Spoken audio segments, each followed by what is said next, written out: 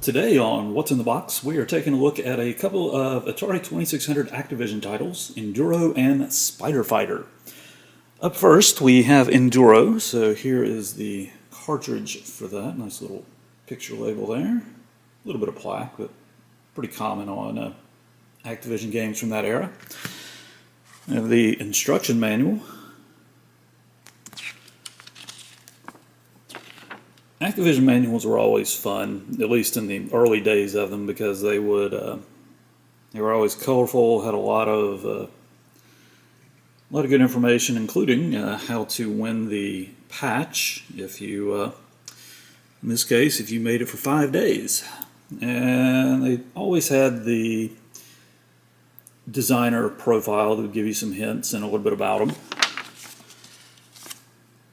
And apparently you were racing from China to Paris, or London actually, all the way down to Australia. Man, they really go everywhere. And there's the rest of that. And here's taking a look at the box here. Save $10. Alright, and now we're going to look at Spider Fighter. For some reason, this is the international edition. I'm guessing this was for the Canada market, so it's NTSC, but it just has a different French language there. And we got the manual. Not quite as good as the Enduro one, but still plenty of action. And hey, if you get 40,000 points in the regular game, you get the Spider Fighter patch. And there is the profile of the designer. And finally, we have the box here. Good look there. And typically these games would have the Activision catalog. This particular one is from fall of '82, so not sure if it would have been included in these games or not, but this is what I had handy. Some of the other wonderful games from Activision. And a gallery of all of the patches you can win.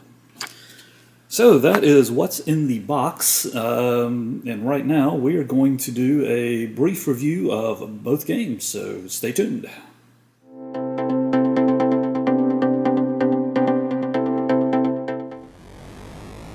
Get behind the wheel of a souped-up race car and compete in an all-day race event against hundreds of other drivers.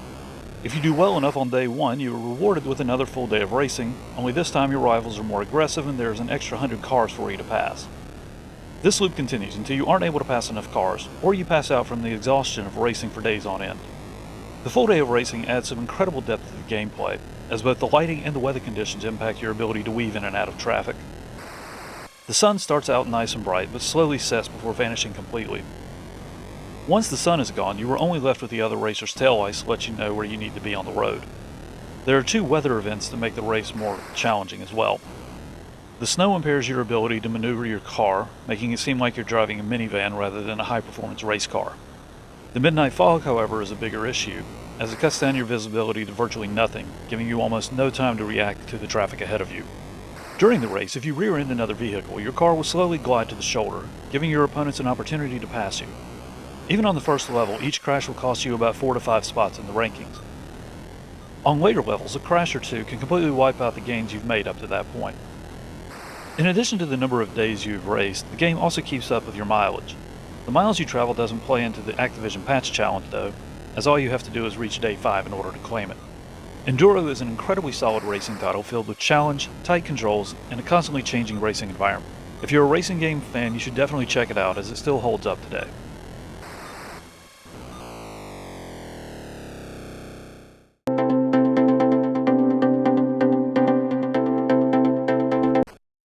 Your orchard is under attack, and it's up to you to protect your strawberries, bananas, grapes, and oranges from the arachnid invaders.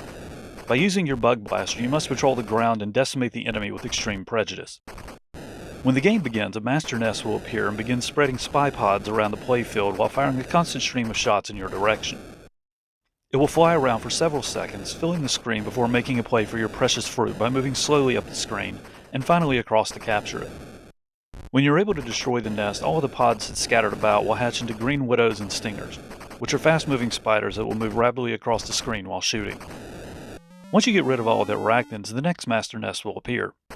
Successfully clear out all 4 nests and you'll get some bonus points based on how much fruit you have left, and receive a bonus life before moving on to the next round.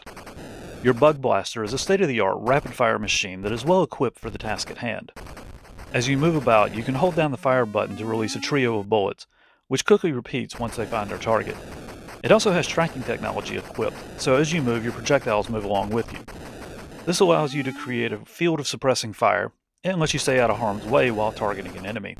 While there isn't much in the way of additional gameplay modes, the action here is fast and furious. There is always something to shoot at, as well as something shooting at you. The controls on your Bug Blaster are tight, and it's a breeze to fill the screen with bullets. This isn't a particularly deep game, but it hits the highest of highs when it comes to twitch-fired gameplay. If you're looking for a top-notch shooter, this is a great way to go. Alright, hope you enjoyed this episode of What's in the Box. Please like and subscribe. Got a lot more video game videos coming up soon.